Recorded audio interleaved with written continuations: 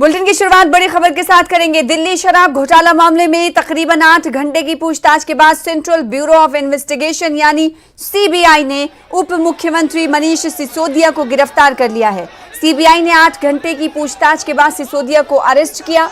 CBI ने इसी मामले में एक ब्यूरोक्रेट के बयान भी दर्ज किए हैं, जिसने बताया था कि मनीष सिसोदिया ने आबकारी नीति का मुसव्वदा तैयार करने में महत्वपूर्ण भूमिका निभाई थी और कुछ निर्देश दिए थे।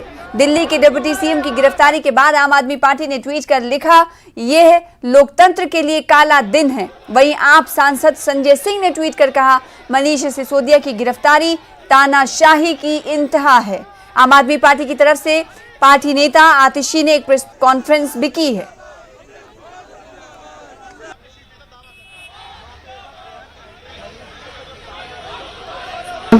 सिंह जी देश के लिए फांसी पर चढ़ गए थे, इनके झूठे। मनीष सिसोदिया वो शिक्षा मंत्री हैं जिन्होंने सैकड़ों गरीब बच्चों को आईआईटी जेईई भेजा है। मनीष सिसोदिया वो शिक्षा मंत्री हैं जिन्होंने गरीब लड़के लड़कियों को देश के बड़ी बड़ी यूनिवर्सिटियों में और मेडिकल कॉलेजेस में भेजा है। आज भारतीय जनता पार्टी कह रही है कि मनीष सिसोदिया ने 10,000 करोड़ रुपए का घोटाला किया है। मैं भारतीय जनता पार्टी से यह पूछना चाहती हूं, कहां है ये 10,000 करोड़ रुपए जो आप कह रहे हैं कि उन्होंने घोटाला किया है? मैं पूछना चाहती हूं भारतीय जनता पार्टी से, उनके घर में मिले क्या 10,000 करोड़ रुपए? उनके बैंक में मिले क्या 10,000 करोड़ रुपए? उनके किसी रिश्तेदार के घर में मिले क्या 10,000 करोड़ रुपए? कोई बेनामी संपत्ति मिली मनीष सिसोदिया की? उनके पैतृक गांव में कुछ मिला क्या? 1 साल की इन्वेस्टिगेशन के बाद भी सीबीआई, ईडी 500 अफसर लगाने के बाद भी ये प्रमाण देश के सामने नहीं रख पाई कि मनीष सिसोदिया ने 1 रुपए का भी भ्रष्टाचार किया है। लेकिन आज मनीष सिसोदिया की यह गिरफ्तारी किसी सरकारी पॉलिसी से नहीं जुड़ी हुई। आज मनीष सिसोदिया की यह गिरफ्तारी किसी जांच से नहीं जुड़ी हुई। आज मनीष सिसोदिया की यह गिरफ्तारी आम आदमी पार्टी की और अरविंद केजरीवाल की बढ़ती हुई लोकप्रियता से जुड़ी हुई है। आज मनीष सिसोदिया की गिरफ्तारी आम आदमी पार्टी के दिल्ली मॉडल, आम आदमी पार्टी ने जो शिक्षा में काम किया, आम आदमी पार्टी ने जो स्वास्थ्य में काम किया, आज उसका जो डंका पूरी देश में, पूरी दुनिया में बज रहा है, आज दिल्ली के बच्चों को एक अच्छा भविष्य देने का खामियाजा मनीष सिसोदिया भुगत रहे हैं। दिल्ली के एक नेक, एक सर्वश्रेष्ठ, एक ऐसे शिक्षा मंत्री जिन्होंने पूरे देश और दुनिया को शिक्षा का मॉडल दिया, मनीष सिसोदिया जी, आज उनको गिरफ्तार कर लिया मोदी जी की सरकार ने। मैं समझता हूं ये जुर्म की इंतहा है, ये तानाशाही की इंतहा है। ये एक ऐसे शिक्षा मंत्री पर कार्रवाई है जो दिल्ली के लाखों बच्चों के लिए दिन रात मेहनत करके उनका भविष्य बनाने का काम कर रहा था। मोदी जी, आपने अच्छा नहीं किया। मैं फिर से कह रहा हूं, आपने गुनाह किया है, पाप किया है। दिल्ली के लाखों बच्चों के साथ पाप किया है आपने। ईश्वर भी आपको माफ नहीं करेगा। आपने तानाशाही की इंतहा कर दी। एक बेबुनियाद, झूठे, फर्जी मामले में आप मनीष सिसोदिया को गिरफ्तार कर रहे हैं। आपको डर लगता है अरविंद केजरीवाल से, आपको डर लगता है आम आदमी पार्टी से, आपको डर लगता है आम आदमी पार्टी और केजरीवाल जी की बढ़ती हुई लोकप्रियता से, उनके शिक्षा मॉडल से आपको डर लगता है, उनके स्वास्थ्य के, उनके बिजली के, उनके पानी के मॉडल से आपको डर लगता है।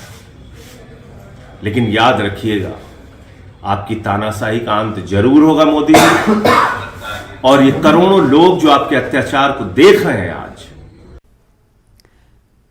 तो आप बड़ी खबर से आपको रूबरू करा रहे हैं। आपसे कुछ देर पहले आतिशी का बयान सुन रहे थे, उसके बाद संजय सिंह का बयान आपने सुना। मनीष सिसोदिया की गिरफ्तारी के बाद इन तमाम लोगों अपनी प्रतिक्रिया दी उप मुख्यमंत्री मनीष सिसोदिया को। एक बार फिर से आपको बता दें कि आज सीबीआई ने सेंट्रल ब्यूरो ऑफ इन्वेस्टिगेशन की तरफ से उन्हें गिरफ्तार किया गया। तकरीबन 8 घंटे तक उनसे पूछताछ होती रही और पूछताछ होने के बाद सीबीआई ने गिरफ्तारी दिखाई है। यानी पूरी तरीके से अब ये माना जा सकता है कि सीबीआई के गिरफ्त में मनीष सिसोदिया हैं और इसी गिरफ्तारी के बाद एक आम आदमी पार्टी के शीर्ष नेताओं का ट्वीट भी सामने आने लगा है। अरविंद केजरीवाल ने भी ट्वीट किया है, इसके अलावा दिगर लोगों ने भी ट्वीट किया है, जिसको अब से कुछ देर बाद आपको टीवी स्क्रीन पर दिखाएंगे कि उन्होंने ट्वीट के जरिए क्या कुछ बातें कही हैं। तो 8 घंटों की पूछताछ के बाद गिरफ्तारी हुई है। दिल्ली शराब घोटाला मामले में, आबकारी नीति मामले में ये गिरफ्तारी हुई है और सीबीआई ने ये कहा है कि सबूतों को मिटाने की कोशिश कर रहे थे उप मुख्यमंत्री मनीष सिसोदिया, जिन्हें अब हमने अरेस्ट कर लिया है। तो बड़ी खबर ये आज की है। आम आदमी पार्टी को बड़ा झटका मिलते हुए दिखाई दे रहा है, क्योंकि इससे पहले मंत्री और एक जेल में हैं। अब 8 घंटे की पूछताछ के बाद ये गिरफ्तारी हुई है। मनीष सिसोदिया की गिरफ्तारी के बाद सियासी हलचल, दिल्ली में राजनीतिक प्रतिक्रियाएं तेज हो चुकी हैं। आरोप और प्रत्यारोप का दौर भी शुरू हो चुका है। हमला और जवाबी हमला भी जारी है। शराब घोटाला पूरा मामला है जिसमें गिरफ्तार किया गया है मनीष सिसोदिया को। उप मुख्यमंत्री हैं, साथ ही साथ शिक्षा मंत्री हैं। वहीं आम आदमी पार्टी ने सीधे तौर पर कह दिया है कि मनीष सिसोदिया बेकसूर हैं। केजरीवाल ने ट्वीट किया है और ट्वीट करते हुए कहा है कि मनीष बेकसूर हैं। जी हां, अरविंद केजरीवाल का ये ट्वीट है और ट्वीट करते हुए मनीष सिसोदिया के हवाले से, गिरफ्तारी के हवाले से अरविंद केजरीवाल ने लिखा है कि मनीष बेकसूर हैं, उनकी गिरफ्तारी गंदी राजनीति है। मनीष की गिरफ्तारी से लोगों में बहुत रोष है। अरविंद केजरीवाल ट्वीट के जरिए लिखते हैं कि लोग सब देख रहे हैं। उन्होंने कहा कि लोगों को अब समझ आ रहा है, लोग इसका जवाब देंगे। तो ये ट्वीट है अरविंद केजरीवाल का मनीष सिसोदिया की गिरफ्तारी के बाद। ये पहला ट्वीट है और ट्वीट करते हुए सीधे तौर पर सबसे पहले अरविंद केजरीवाल ने जिस लफ्ज का, जिन अल्फाज का, जिन शब्दों का इंतखाब किया, चुना, वो ये कि मनीष बेकसूर हैं। और उसके बाद उन्होंने कहा कि उनकी गिरफ्तारी गंदी राजनीति है। इससे पहले हमने देखा कि आतिशी ने कहा कि उन्हें सिर्फ और सिर्फ फंसाने की कोशिश हो रही है। शिक्षा मंत्री, एक बेहतर शिक्षा मंत्री के तौर पर उभर रहे हैं मनीष सिसोदिया, इसीलिए भारतीय जनता पार्टी जो है उनसे डरने लगी है और ये कहीं ना कहीं काम के डर से ऐसा किया जा रहा है। साथ ही साथ आपको बता दें कि अब ये जो मामला है वो थमने वाला नहीं है, क्योंकि कल इन्हें कोर्ट में भी पेश किया जाएगा। फिर उसके बाद ये कहा जा सकता है कि हमलों के जो ये बाढ़ जो चल रहे हैं वो लगातार तेज होते जाएंगे।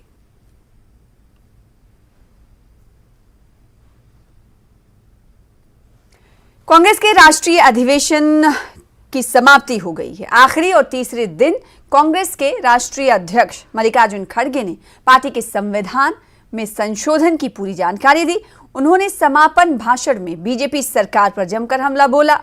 उन्होंने कांग्रेस महाअधिवेशन के फैसले से 2023 के विधानसभा चुनाव और आगामी लोकसभा चुनाव में बड़ा असर होने का दावा भी किया।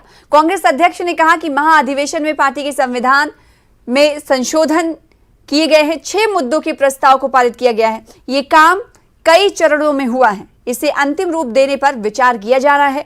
आपको बता दें कि रायपुर में, छत्तीसगढ़ के रायपुर में ये महाअधिवेशन चल रहा था।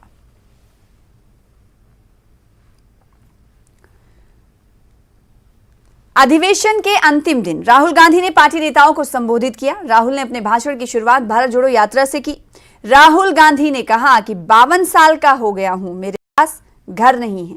राहुल गांधी ने पार्टी नेताओं को संबोधित करते हुए बीजेपी और आरएसएस पर जमकर हमला बोला। वहीं कश्मीर में झंडा फहराने के पीएम के बयान पर भी राहुल गांधी ने तंज कसा और कहा कि मोदी जी ने 50-20 लोगों के साथ जाकर लाल चौक पर तिरंगा फहराया। हमने लाखों कश्मीरी युवाओं के हाथों से तिरंगा फहराया। 52 साल हो गए,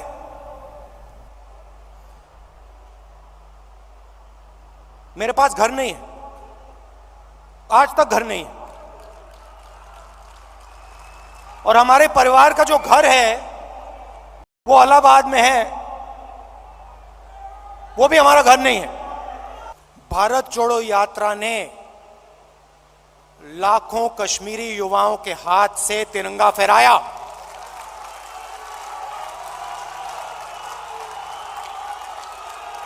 प्रधानमंत्री को फर्क नहीं समझ आया हमने हिंदुस्तान की भावना, इस झंडे की भावना जम्मू कश्मीर के युवाओं के अंदर डाल दी। आपने अपने झंडे की भावना जम्मू कश्मीर के युवाओं से छीन ली। यह फर्क है हम में और आप में। सावरकर की विचारधारा,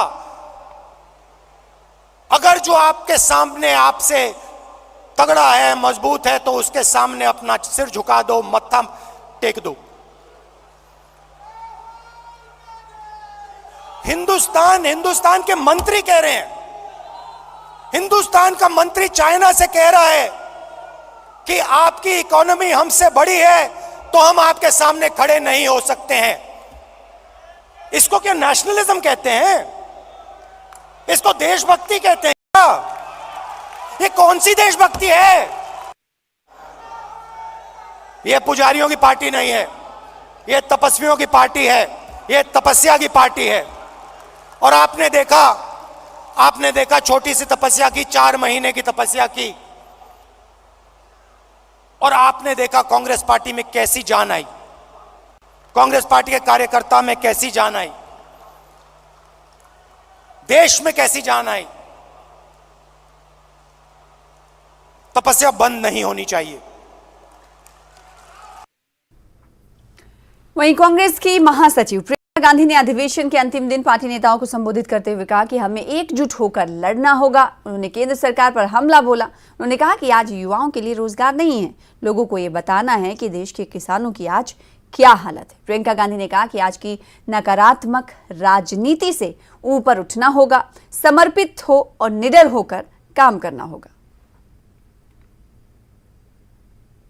आज हम सब यहाँ उपस्थित हैं और हमें ये पहचानने की ज़रूरत है कि हमारे संगठन के सामने एक बहुत बड़ी चुनौती है। उस चुनौती का सामना हम कैसे करेंगे, इसी के लिए हम इकट्ठे हुए हैं और 3 दिनों से चर्चा चल रही है। इसके बारे में मैं कुछ 1-2 अपनी बातें कहना चाहती हूँ।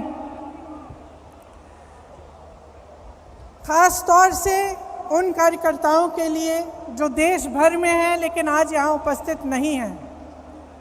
देखिए, कांग्रेस का कार्यकर्ता कौन है? वो अनोखे लाल है जो इस झंडे को लेकर कन्याकुमारी से कश्मीर तक चला। वो दिनेश है जो आज नहीं रहा है, जो इसी तरह से देश के ध्वज को लेकर नंगे पांव चला। कल किसी ने नसीब पठान जी का नाम लिया, उत्तर प्रदेश के एक नेता थे। आजीवन कांग्रेस के प्रति उन्होंने निष्ठा दिखाई। उसी तरह से मैं कई नाम ले सकती हूँ।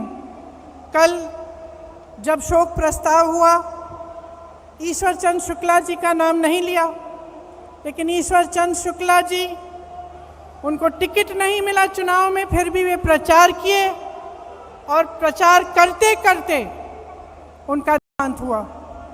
मैं पच्चू पासी का नाम ले सकती हूँ, जो रोज सुबह वही सफ़ेद जूते पहनकर गांव-गांव जाते थे, कांग्रेस के लिए प्रचार करते थे, कांग्रेस का झंडा फहराए रखे। उनका भी देहांत हुआ। यूपी में हम मजाक में कहते हैं कि एक लाइफ लॉन्ग कांग्रेस सफरर होता है। जो यूपी के कार्यकर्ता हैं ये समझेंगे ये बात। जो कार्यकर्ता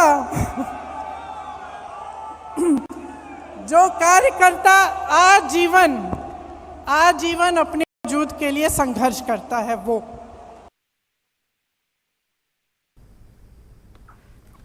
तो रायपुर में 3 दिनों से चल रहा कांग्रेस का महाअधिवेशन खत्म हो गया। इस महाअधिवेशन में कई संशोधन किए गए। तफसील देखिए।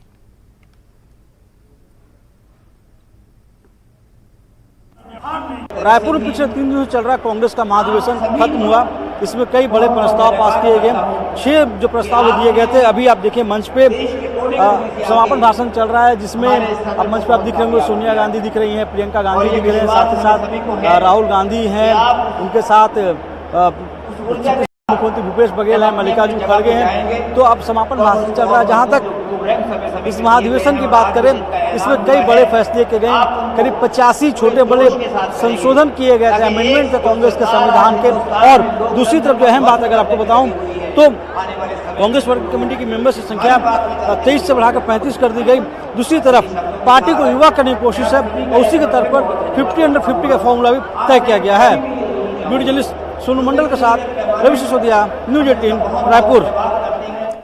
वहीं दूसरी तरफ बीजेपी ने कांग्रेस पर जम का निशाना साधा। बीजेपी ने कहा कि दुनिया हिंदुस्तान को ब्राइट स्पॉट कह रही है और कांग्रेस हिंदुस्तान बर्बाद हो गया जैसे विषयों को अपने भाषणों में शामिल कर रही है। बीजेपी प्रवक्ता संबित पात्रा ने कांग्रेस सांसद राहुल गांधी पर हमला करते हुए कहा कि जम्मू कश्मीर में पहले तिरंगा नहीं लहराता था, अब अगर उसी कश्मीर में कांग्रेस पार्टी को हजारों हजार तिरंगे दिख रहे हैं तो इसके पीछे क्या कारण है, इसका भी राहुल गांधी जी को चिंतन करना चाहिए। उनका कहना है कि राहुल गांधी ने पहली बार मोदी सरकार के काम को सही कहा है। सुनिए इसके अलावा संबित पात्रा ने क्या कहा। इसके अधिवेशन को देखा है, कांग्रेस के अधिवेशन में जो भाषण की श्रृंखलाएं चल रही हैं, the string of speeches in the Congress plenary, ऐसा प्रतीत होता है मानो हिंदुस्तान डूब चुका है, ऐसा लगता है मानो हिंदुस्तान बर्बाद हो गया है, ऐसा लगता है मानो हिंदुस्तान में हर व्यक्ति परेशान है, हर व्यक्ति कायर है, हर व्यक्ति कहीं ना कहीं गम में डूबा हुआ है, परेशानी में डूबा हुआ है। एक तरफ पूरा विश्व आज हिंदुस्तान को ब्राइट स्पॉट कहने में और ब्राइट स्पॉट मानने में लगा हुआ है,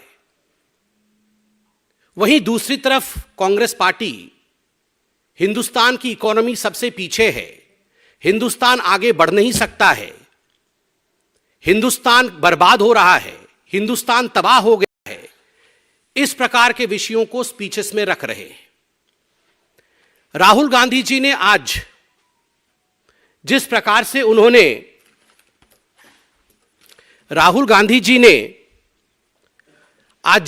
से अपने भाषण में जम्मू कश्मीर के विषय में कहा है, मैं तो उन्हें धन्यवाद देना चाहूंगा कि for the first time he has acknowledged what the Modi government has achieved. Rahul Gandhi ji Jammu Kashmir पहुंचते हैं अपने भारत जोड़ो यात्रा में, और इस यात्रा में जम्मू कश्मीर में वो चारों तरफ तिरंगे झंडे देखते हैं, चारों तरफ उनको लहराता हुआ तिरंगा दिखता है। तो ये जो क्रेडिट है, ये क्रेडिट किसकी है?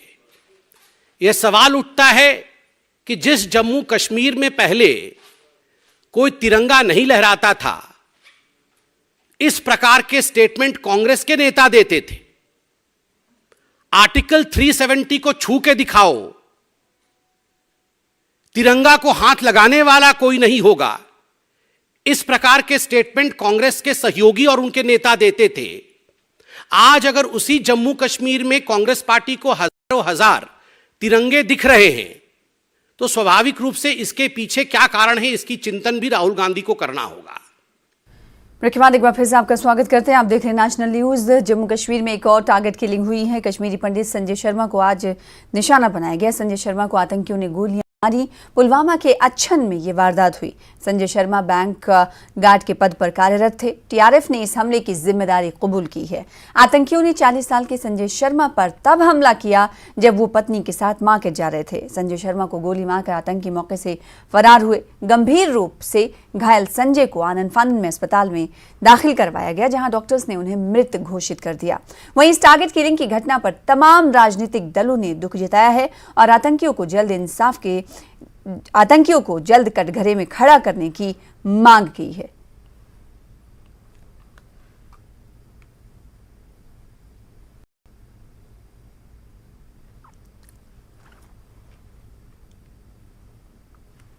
बीजेपी के राष्ट्रीय महासचिव और जम्मू कश्मीर प्रभारी तरुण चुग ने न्यूज 18 से बातचीत करते हुए कहा कि किसी भी गुनहगार को बख्शा नहीं जाएगा। तरुण चुग ने कहा कि ये दुखद मामला है। भारत में बैठे कुछ लोग भारत के बाहर बैठे कुछ लोगों के द्वारा देश का माहौल खराब करने की साजिश कर रहे हैं।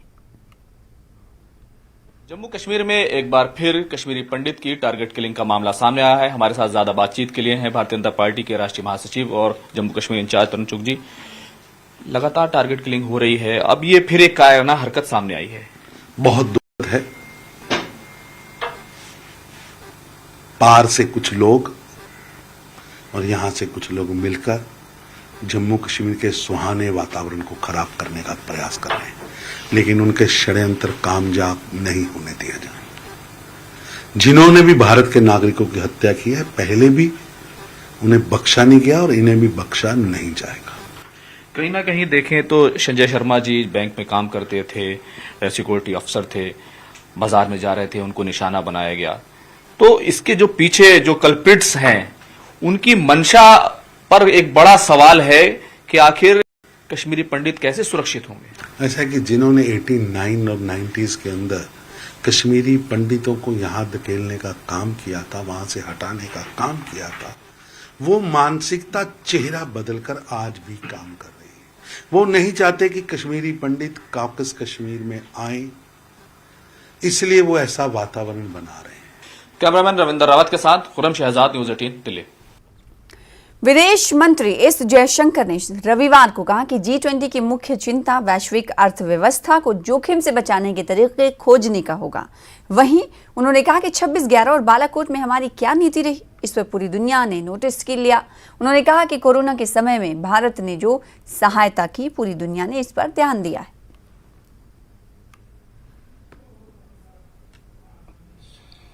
How did we react in 26/11? And how did we react in Uri and Balakot? They see the difference. Or you take today, you know what is happening in our northern borders with China. Don't forget, this happened, when our lockdown had just started. We were in the middle, all of us, completely preoccupied with the COVID challenge. So, please appreciate the enormity of what Prime Minister Modi did. To deploy the Indian forces at these great heights in very difficult conditions, in the middle of COVID, and then, take this challenge head on. I can tell you, entire world has taken note of it. Entire world has not only taken note of it, they've also taken note of the fact that since then, we have stood firm. Our diplomacy has backed up our deployment. We have made very, very clear that, until there is a resolution of this issue, that our relations with China will not be normal. And that kind of, I would say, resolve and determination, the world. भगवंत मान ने रविवार को बड़ा दावा करते हुए कहा कि खालिस्तान समर्थकों को पाकिस्तान और दूसरे देशों से फंडिंग मिल रही है। खालिस्तानी समर्थक अमृतपाल सिंह और उसके समर्थकों की हालिया गतिविधियों को लेकर राज्य में जारी उथल-पुथल के बीच सीएम भगवंत मान ने कहा कि खालिस्तान समर्थकों को पाकिस्तान और अन्य देशों से फंडिंग मिल रही है। उन्होंने कहा कि पंजाब पुलिस इस मुद्दे से निपटने में सक्षम है और केवल कुछ ही लोग पंजाब में इसका समर्थन कर रहे हैं। वहां क्यों नहीं ड्रोन आते? ये कुछ लोग हैं बस, और वो उनको फंडिंग होती है विदेशों से, दुकानें चलती हैं, विदेशों से फंडिंग होती है, पाकिस्तान से फंडिंग होती है। तो ड्रोन जो है वो राजस्थान का हमसे 2.5 गुना बड़ा बॉर्डर है जो पाकिस्तान के साथ टच करता है। वहाँ क्यों नहीं ड्रोन आते? पंजाब में क्योंकि उनके आका बैठे हैं कि पंजाब को डिस्टर्ब किया जाए। पंजाब नहीं डिस्टर्ब होगा। पंजाब में अमन भाईचारा कायम है और पंजाब की सरकार तरक्की की ओर पंजाब को लेकर जा रही है। पंजाब के तरनतारन स्थित गोविंदवाल साहिब जेल में गैंगवार के दौरान 2 की मौत हुई है। जेल में 2 गैंग के बदमाशों के बीच हिंसक झड़प हुई, जिसमें मनदीप सिंह तूफान और मनमोहन सिंह की हत्या कर दी गई। दोनों gangster Sidhu Moosewala murder case के आरोपी हैं। भटिंडा निवासी तीसरा गैंगस्टर केशव गंभीर रूप से जख्मी हो गया है। उसे अमृतसर के अस्पताल पहुंचाया गया। तीनों के सिर पर धारदार हथियार से हमला किया गया। गायक सिद्धू मूसेवाला हत्याकांड के आरोपियों को कड़ी सुरक्षा में रखा गया था। ऐसे में 2 गैंगस्टरों की हत्या हो जाना सुरक्षा व्यवस्था पर सवाल खड़े करता है। फिलहाल इसी के साथ नेशनल न्यूज में इतना ही। इसके अलावा यूटी की तमाम खबरें, हिमाचल प्रदेश की तमाम खबरों को देखने के लिए बने रहिए हमारे साथ। दीजिए इजाजत, नमस्कार।